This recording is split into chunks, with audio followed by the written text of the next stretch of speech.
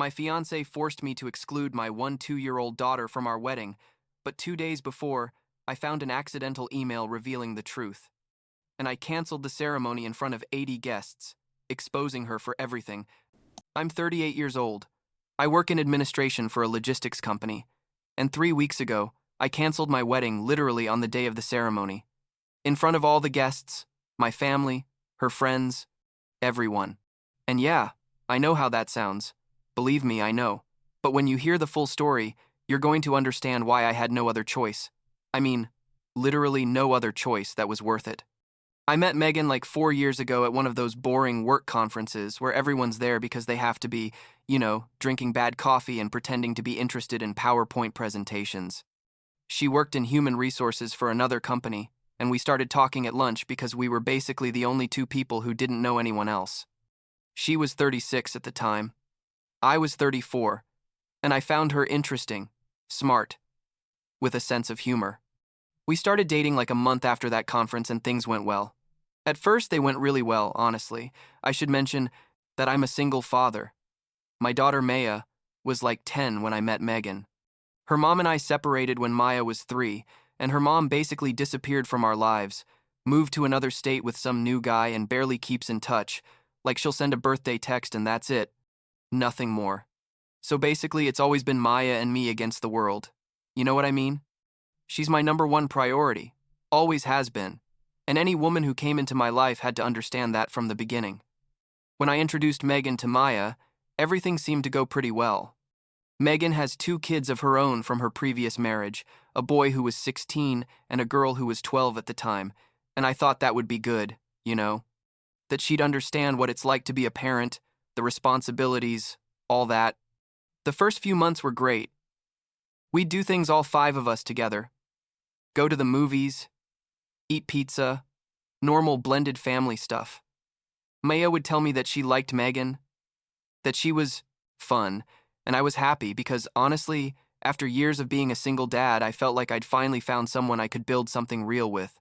Fast forward to 2 years ago, I proposed to Megan at a nice restaurant, nothing too elaborate but meaningful, and she said yes. Maya was excited. My parents were happy. Everyone thought it was the logical next step. We started planning the wedding, and that's when things started getting weird. Although looking back, I should have seen it coming way earlier. Like 2 months after the engagement, Megan tells me she wants a child-free wedding. And when I say child-free, I mean no children. 0, completely child-free. I tell her, "But Megan, we have 3 kids between the 2 of us. How are we going to have a child-free wedding if we have kids?" And she explains that no, that ours aren't going either. That she wants it to be a ceremony just for adults, elegant, without the chaos of having kids running around everywhere. She says her kids are going to stay with her ex-husband that weekend and that Maya can stay with someone too. Honestly, that really threw me. I told her, "Megan, Maya is 12 years old. She's not a baby who's going to be crying during the ceremony. She's my daughter, and it's important to me that she's there." But she insisted, said she'd researched it, and that child-free weddings are trendy, that they're more sophisticated, that everyone would understand. We had several arguments about this, like serious ones, and she'd always end up crying, saying she just wanted a perfect day, that it was her second wedding and she wanted it to be special, different from the first time. She made me feel guilty, like I was the bad guy for wanting my 2-year-old daughter at my wedding. After like a month of fighting about this, I basically gave in. I don't know, I guess I thought maybe she was right, that it would just be one day, that Maya would understand. I talked to Maya and explained the situation, told her Megan wanted an adults-only wedding, and that she was going to stay with my mom that day. And Maya, my sweet Maya, who never complains about anything, told me it was okay, that she understood.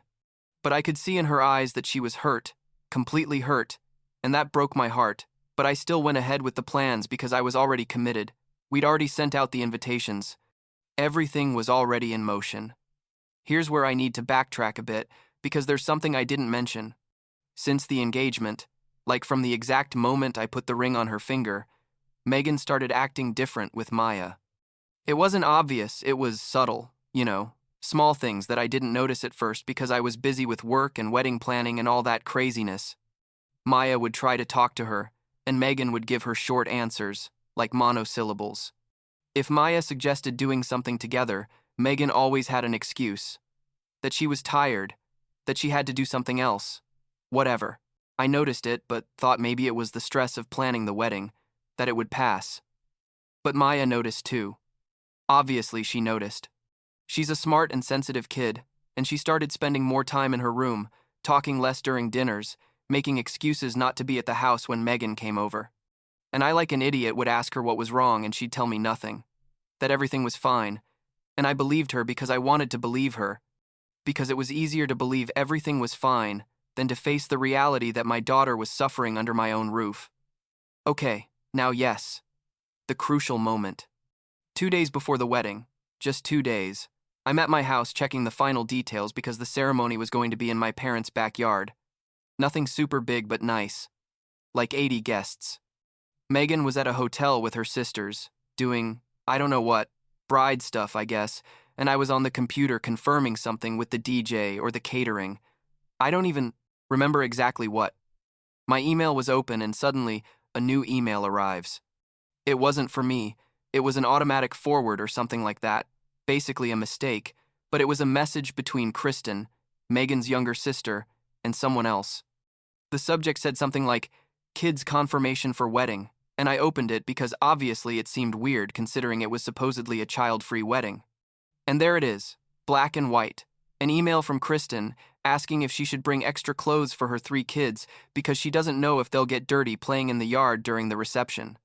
And the other person, who I think was Heather, Megan's other sister, responding yes, to bring extra clothes, that her kids were going too, that Megan said all the family kids could come no problem. I stared at the screen for like 5 full minutes, unable to process what I was reading. I read the email like 10 times to make sure I was understanding correctly. All the family, kids, could come no problem. Are you kidding me? I took a screenshot, sent it to my best friend saying, "Tell me I'm misunderstanding this." And he responded immediately, "Dude, I think your fiancée lied to you." I didn't call her right away. I needed to process this. I needed to understand exactly what was happening. I checked the invitations we'd sent, and sure enough, they clearly said, "Ceremony and reception for adults only. We appreciate your understanding." But apparently that only applied to the guests' children and to my daughter, not to Megan's children and nieces and nephews. And then, as if the universe wanted to make sure I completely understood the magnitude of this betrayal, I remembered something. I remembered that like 3 months ago, Megan casually mentioned that at her cousin's wedding last year, there were lots of kids and it was a disaster, that they ran around everywhere and ruined the photos. At the time, I didn't think much of it. But now everything made sense. She didn't. I want a child-free wedding. She didn't want my daughter at the wedding. I went straight to Maya's room. It was like 9 at night, and she was in her bed with her laptop watching something on Netflix. I sat on the edge of her bed and said, "Sweetheart, I need you to be honest with me. Has Megan been treating you badly?" And Maya stayed quiet, looking at the screen without saying anything. And I insisted, "Please, Maya, I need to know the truth." And there she broke down. She started crying and told me everything. She told me that since the engagement, Megan basically ignored her, that when I wasn't around, Megan spoke to her coldly, that once Megan told her she needed to learn not to be so dependent on me because it wasn't going to be just her and me anymore. She told me that the day I told her about the child-free wedding, she cried all night in her room because she knew it was specifically because of her that Megan didn't want her there. She said, "Dad, I know you love me, but I've also know you love Megan, and I don't want to be the reason you're not happy." And when my 4-year-old daughter told me that, I felt like my heart was being ripped from my chest. I cried. I'm not ashamed to admit it. I cried in front of my daughter and apologized for not having listened to her, for having been so blind, for having put her in a situation where she felt she had to sacrifice her own happiness for mine. That night, I made a decision. I was going to cancel the wedding. Not immediately, not that night, but I wasn't going to marry someone who had lied to my face and who had treated my daughter badly. The problem was that the wedding was in 2 days. Everything was already paid for. Guests had already confirmed. Some were already traveling from other cities. I told my friend what I was going to do, and he said, "Are you sure? It's a lot of money lost. A lot of people are going to be there." And I told him, "It's my daughter. There's not even a question to ask here." I didn't confront Megan yet. I know it sounds weird, but I needed to think carefully about how to do it. I needed to be sure I was making the right decision, even though deep down I already knew I was. I told Maya there probably wouldn't be a wedding, but not to say anything yet, to let me handle the situation. The wedding day arrived. The damn day arrived. I woke up in my house, put on the suit I'd bought months ago, got ready as if I were actually going to get married. Maya asked me if I was really going to go, and I told her yes, that I needed to do this a certain way. I told her to stay with my sister that day, that I didn't want her present for what was going to happen. I arrived at my parents' house at like 2 in the afternoon. The ceremony was at 4. There were already people preparing things. The DJ was setting up equipment, the catering was setting up tables, and then I saw them. I saw Megan's kids running through the yard in fancy clothes. I saw Kristen's 3 kids, the nieces, and nephews, playing near where the ceremony was going to be. I saw Heather's 2 kids, more nieces and nephews, chasing butterflies or I don't know what. I counted. There were 8 kids there. 8 kids at my supposedly child-free wedding. 8 kids who could be there but not my daughter. I found Megan in my parents' house. She was getting ready with her sisters and my mom. She looked beautiful. I have to admit, she had on the white dress she'd chosen, perfect makeup, elaborate hairstyle. She saw me and smiled, told me, "You're not supposed to see me before the ceremony, it's bad luck."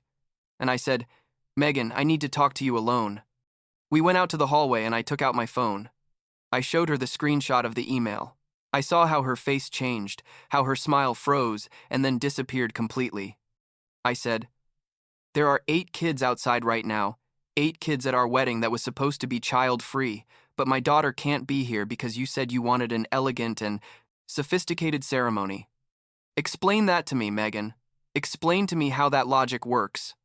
She tried to justify herself. Started saying that, well, they were family kids, that it was different, that my parents knew those kids and it wouldn't be a problem, that she thought I would understand. I said, "I was going to understand what exactly? That you lied to my face for months? That you treated my daughter badly since we got engaged? That you specifically excluded her from my own wedding?" She started crying, saying she was sorry, that she didn't mean for things to turn out this way, that we could talk about it after the wedding.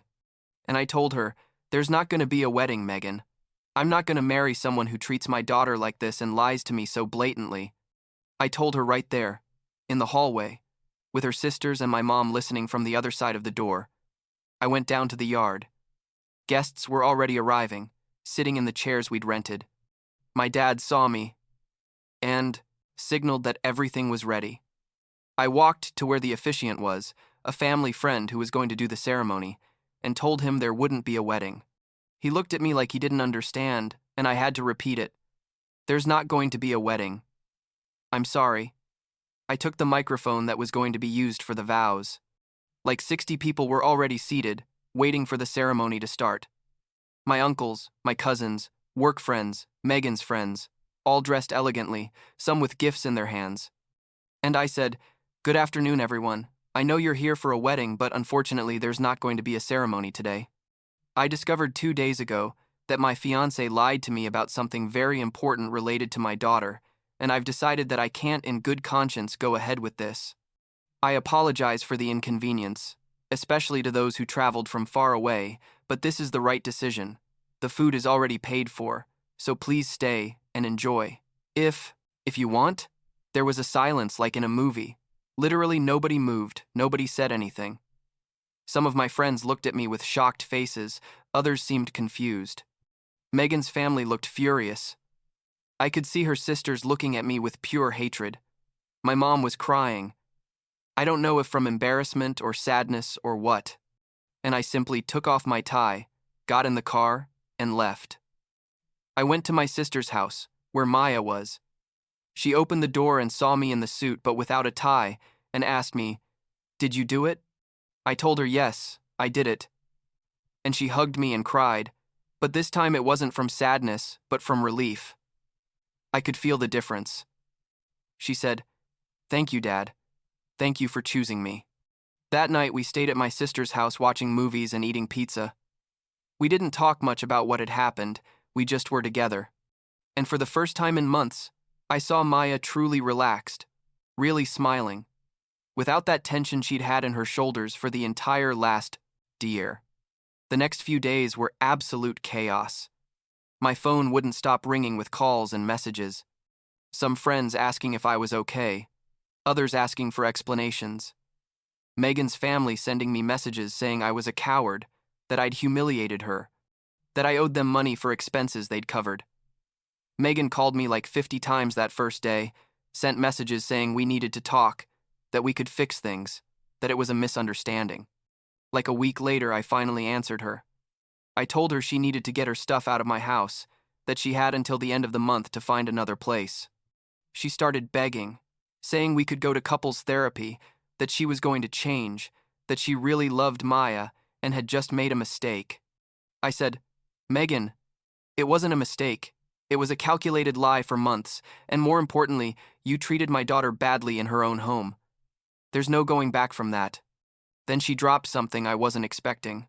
She told me that the reason she'd treated Maya coldly was because during our engagement party, Maya had felt sick to her stomach and had to leave the party early. Megan thought Maya had faked being sick to ruin her special moment, that she'd done it on purpose because she was jealous of our relationship. I asked her, "Really? You really believed that a 1-2-year-old girl faked vomiting just to ruin a party for you?" And she insisted yes, that Maya always tried to get my attention when we were together, that she was manipulative. I talked to Maya about this. I asked her about the engagement party, and she reminded me that that day she'd eaten seafood at lunch with a friend and it didn't agree with her, that her stomach really hurt. She showed me messages with her friend from that day where she told her she felt bad.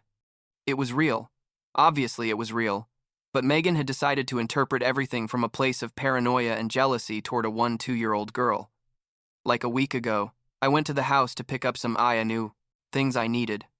Megan was still there because supposedly she was looking for an apartment, but I suspect she was hoping I'd change my mind. She saw me come in and started again, with the speech that we could fix it, that she really wanted to be a family, that she was willing to do therapy with Maya to improve their relationship. I said, "Megan, listen to me carefully because I'm going to tell you this only once. There's no scenario, none, where I choose to be with you over being okay with my daughter. Maya is going to be my daughter forever. You were going to be my wife. The difference is huge. I already made my decision and it's not going to change. Please respect that and move on with your life. Right now, I'm staying with a friend while I wait for Megan. To finish moving out, I already talked to Maya about going back to the house soon, just the two of us like before. She's excited, says she's going to help me redecorate her room, that she wants to paint the walls a different color too. I have a fresh start. We're planning a trip to the beach for next month, just her and me. We haven't done something like that in a long time, and I think we both need it. My parents have supported me completely. My mom told me that although it was uncomfortable and embarrassing what happened on the wedding day, she understands why I did it, and is proud that I put Maya first. Do I regret how I handled things? Honestly, not really. Maybe I could have canceled the wedding more privately, without making the public announcement. But I also think Megan needed to understand that her actions have consequences, and that she couldn't just cry and expect everything to be fixed. Did I lose money? Yes, a ton. Did I look bad to a lot of people? Also yes. But I have my daughter back. I have her trust back. And that's priceless. Last week, Maya told me something that stuck with me. We were having dinner and out of nowhere she said, "Dad, thank you for believing me when I told you about Megan. I know it. It wasn't easy." And I told her that for me, it was the easiest thing in the world. Because when you have to choose between your daughter and anyone else, there's not really a choice to make. She smiled and kept eating her tacos like nothing, but I kept thinking about how close I came to ruining our relationship for someone who wasn't even worth it. I don't know. I guess in the end everything happened for a reason. And now we're better than ever, just the two of us again, as it should be.